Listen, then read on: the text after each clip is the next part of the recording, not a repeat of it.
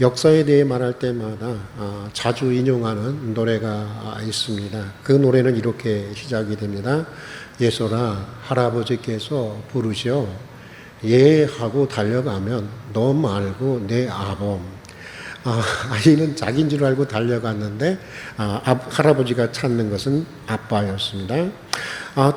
그런데 또다시 할아버지가 부릅니다. 예솔아, 할아버지께서 부르셔.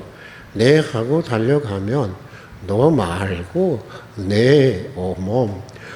이번에도 자기인 줄 알고 갔지만 할아버지가 찾는 것은 아이의 어머니였습니다. 아이는 헷갈립니다. 아빠도 예솔이고 엄마도 예솔이고 나도 예솔이고 도대체 예솔이는 누구일까? 도대체 나는 누구일까? 그런데 이런 혼란을 통해서 아이는 자기에 대한 새로운 이해에 도달하게 됩니다. 나는 나 혼자가 아니라고 하는 사실을 알게 되는 것입니다.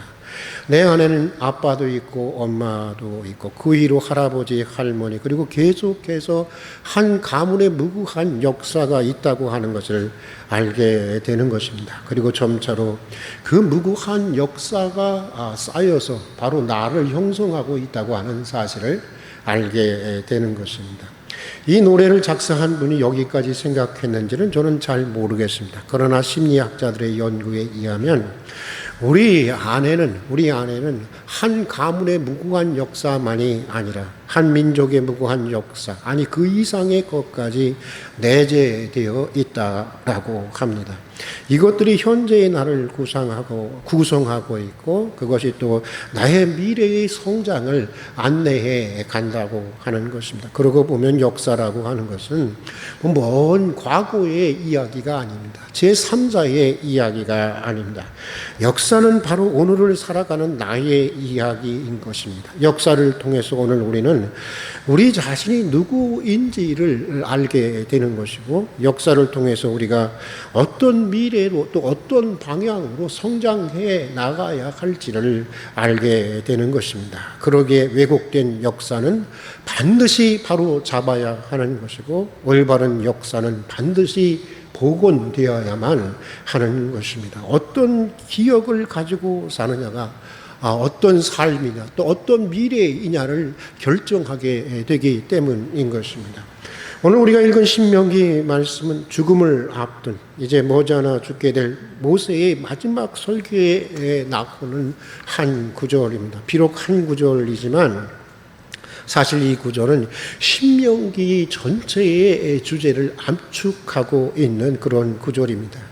신명기는 모세의 설교 3편으로 구성되어 있는 책입니다. 모세는 이 3편의 설교를 통해서 출애굽의 해방의 역사를 직접적으로 경험하지 못한 자녀 세대들에게 그 과정과 의미를 설명해 주고 그 역사를 기억시키고자 했던 것입니다. 크게 보면 모세는 3가지를 오늘 기억하라고 말하고 있습니다. 먼저 너희가 애굽의 종 되었다고 하는 사실을 기억하라고 하는 것입니다.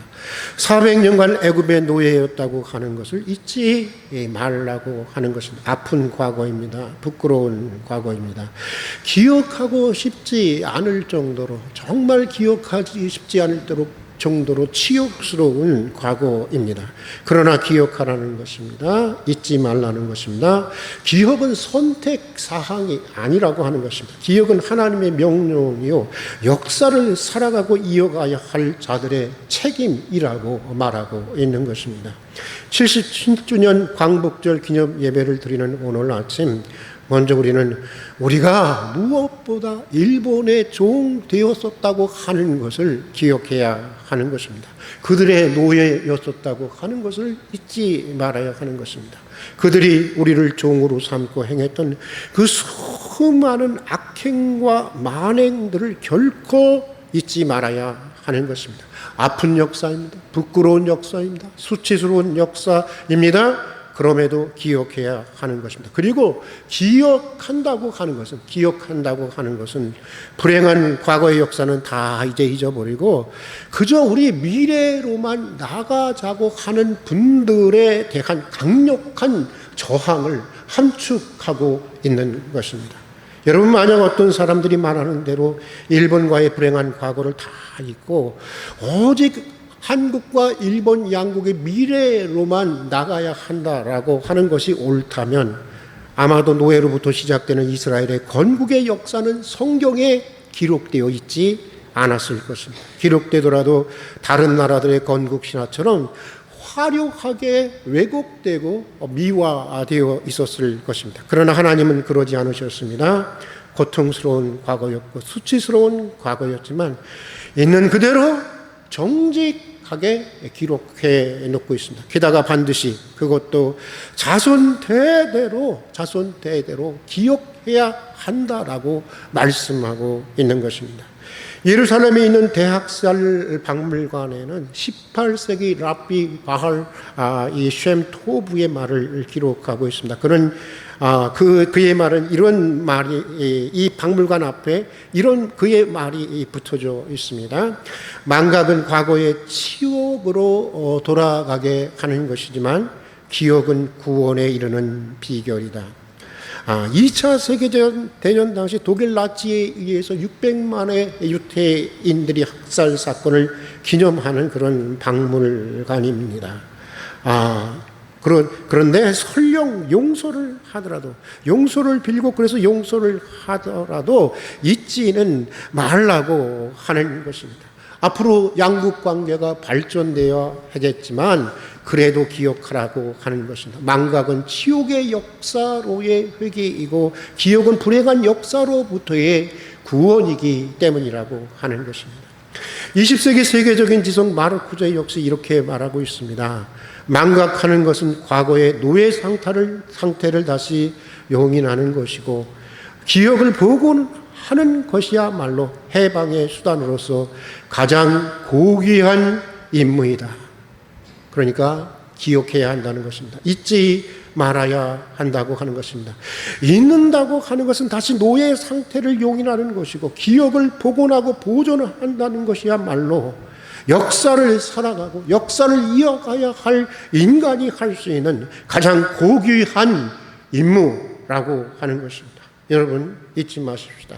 우리가 한때 일본의 종이었다고 하는 이 수치스러운 이 부끄러운 사실을 잊지 마십시다. 그리고 똑똑히 기억하고 자손 대대로 우리의 기억을 물려주십시다. 일본이 우리에게 자행한 그 만행들 그리고 더 나아가서 우리가 영적으로 한때 죄와 죽음과 사탄의 종되었다고 하는 사실도 우리가 결코 잊지 마십시다. 자, 또 모세는 이스라엘 백성들에게 광야 40년을 기억하라라고 말하고 있습니다. 애굽에서 나온 이스라엘 백성들에게 이 광야 40년이라고 하는 것은 그것만의 아주 고유하고 특별한 의미를 가졌던 그런 40년이었습니다. 정치적으로는 자유를 얻었습니다. 그러나 그들의 의식은 그들의 내면은 여전히 노예였습니다. 시키는 일만 합니다. 마지못해서 합니다. 타율적입니다. 수동적입니다. 스스로 자신의 인생을 책임지고 자기 운명을 개척하려는 의지가 없습니다. 모세와 같은 지도자들만 바라보고 있습니다. 그러다 그것이 안 되면 남 탓을 하고 불평만 합니다. 하나님의 응답이 조금만 지체되는 것 같으면 이들은 여지 없이 다시 돌아가서 우상을 섬기는 것입니다. 조금만 어려워지면 뭐 자유고 뭐고 필요 없다는 거예요. 그저 애굽으로 다시 돌아가서 노예 생활이라도 하자고 하는 것입니다. 형식은 자유였습니다. 그러나 내용은 여전히 종이었습니다. 그래서 하나님은 광야 40년의 세월 동안 그들이 진정한 자유인으로 하나님의 백성으로 진정한 자유인인 하나님의 백성으로 거듭나게 하기 위해서 불과 같이 그들을 연단하고 훈련시켰던 것입니다. 신분만 자유한 것이 아니라 정신이 자유하고 혼이 자유하고 삶이 자유해야 했기 때문이었던 것입니다. 예전에 이런 이야기를 들은 적이 있습니다.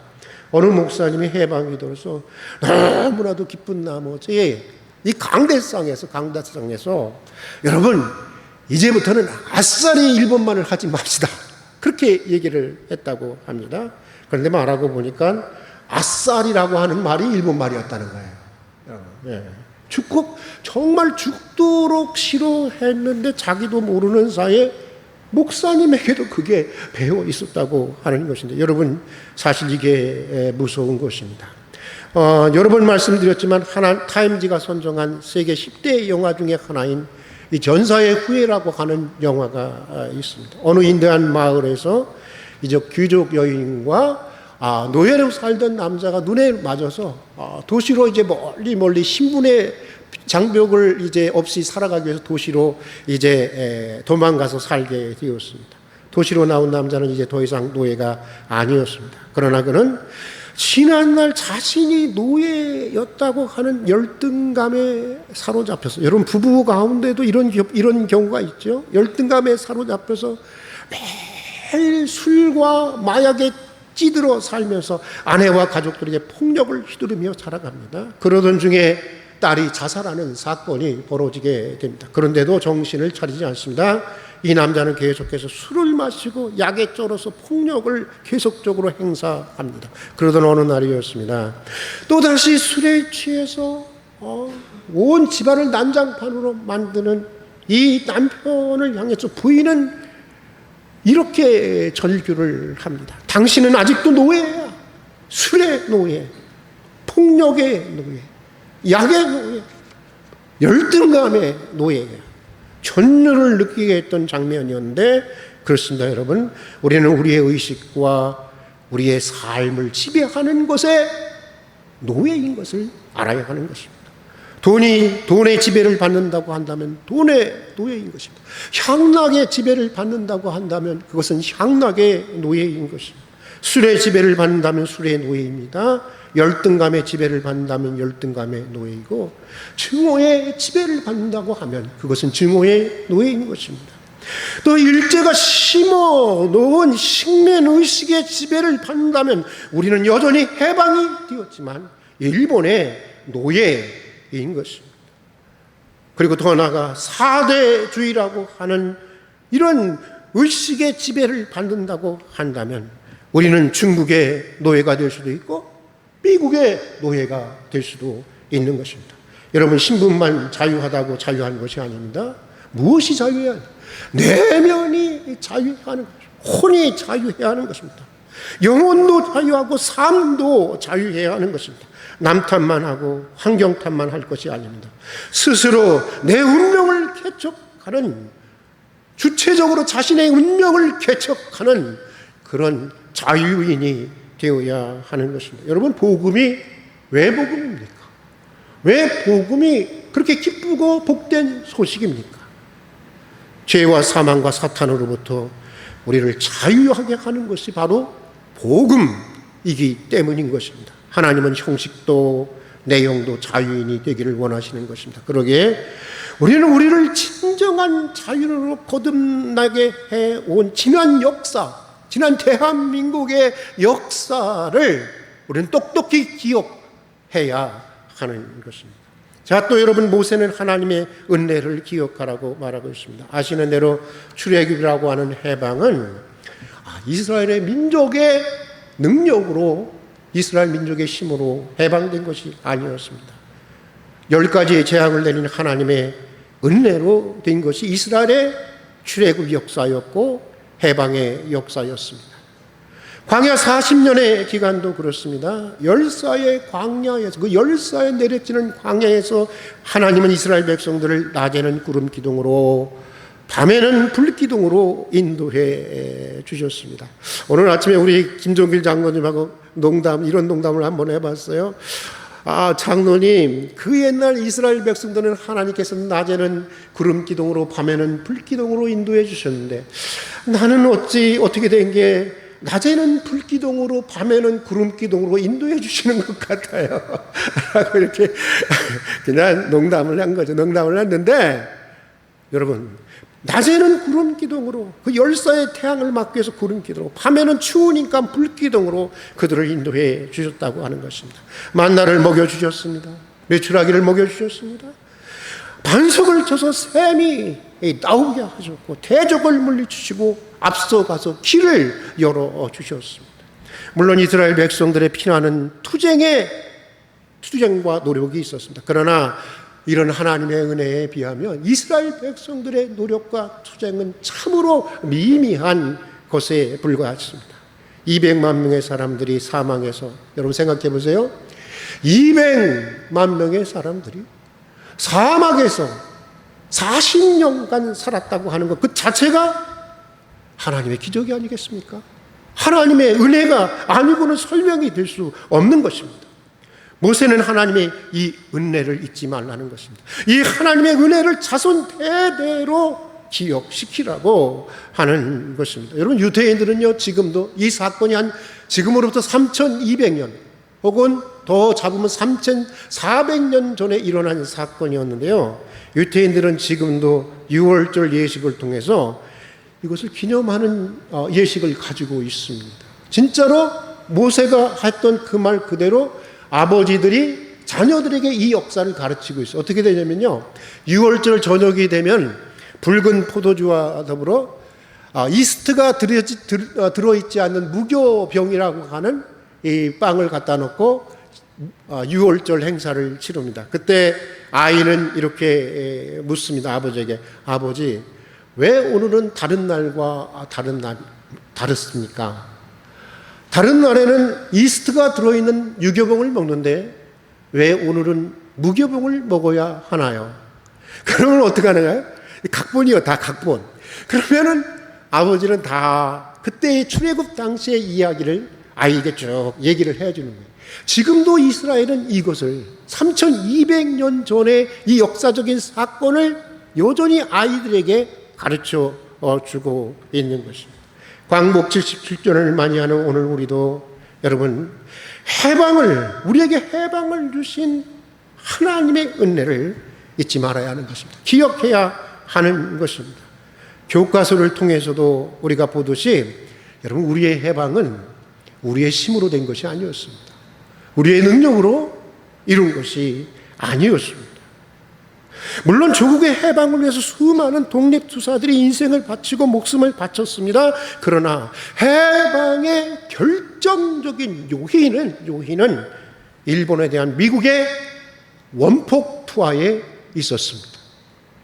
미국의 원폭 개발은 1940년부터 소위 맨해튼 프로젝트라고 하는 그런 그 작전명으로 추진이 되었습니다. 그러다가 1945년 여름에 소형 원자폭탄을 개발하게 됐고 그 별명을 뚱뚱보라고 지었습니다. 그리고 그렇게 개발된 원자폭탄은 그해 8월 6일 히로시마에, 8월 9일 나가사키에 투하되었습니다. 그래서 일본은 항복하고 우리는 해방이 되었습니다. 그런데 여러분, 이 사건이 미국이 했고 연합군이 한 것 같지만 사실 그렇지 않습니다. 그것을 보여주는 역사적인 사건 하나를 여러분에게 소개하려고 하는 것입니다.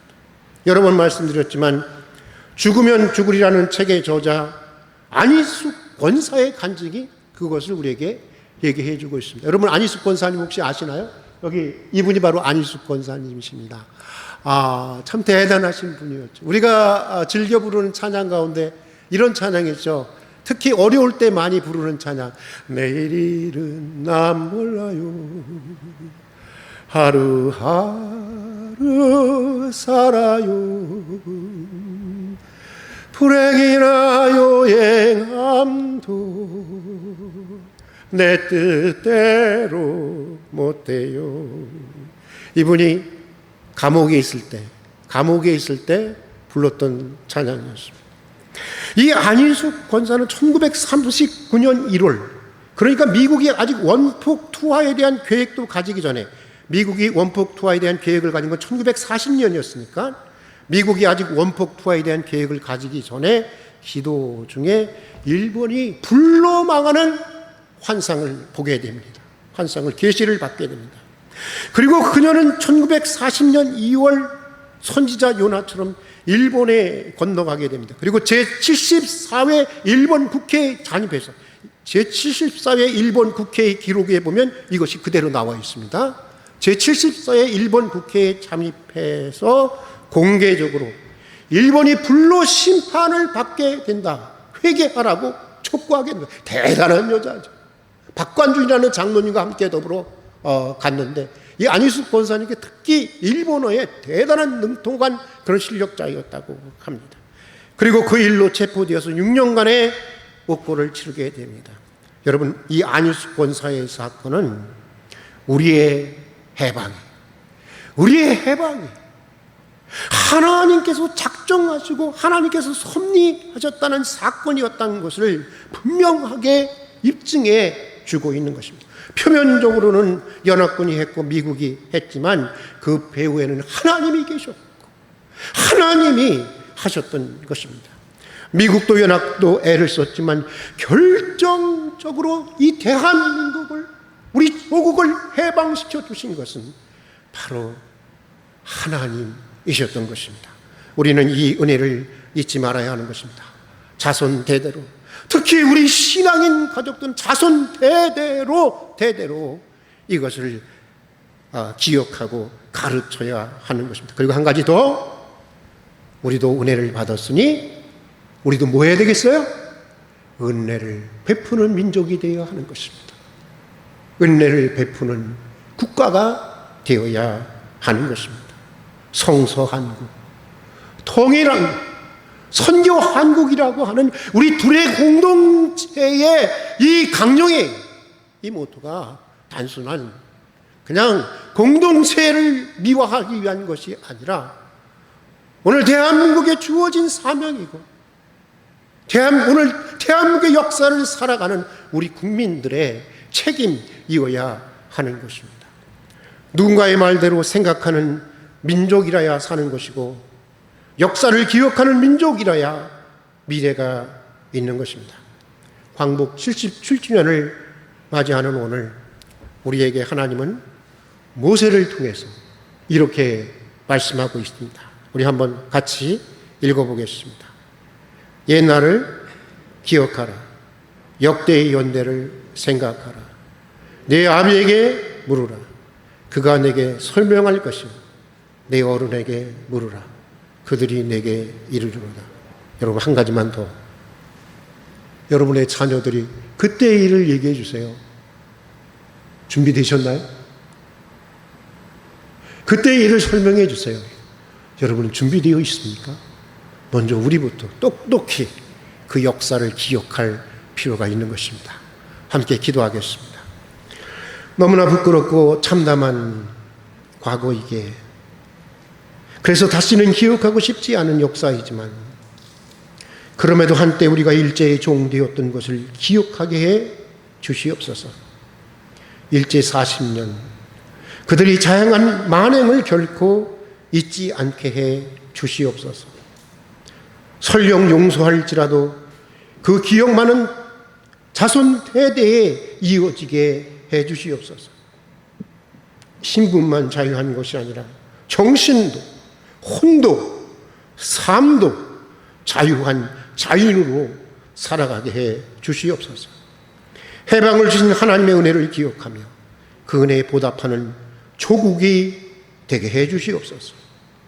성서한국, 통일한국, 선교한국이라는 사명을 감당할 수 있는 우리 교회와 민족이 되게 해 주시옵소서. 일본의 양심을 일깨워 주시고 그들의 양심을 일깨워 주시고 아픈 과거사를 넘어서 한국과 일본이 두 나라가 함께 손을 잡고 아시아와 세계 평화를 위해서 크게 기여할 수 있도록 도와주시옵소서. 예수님 이름으로 기도드립니다. 아멘.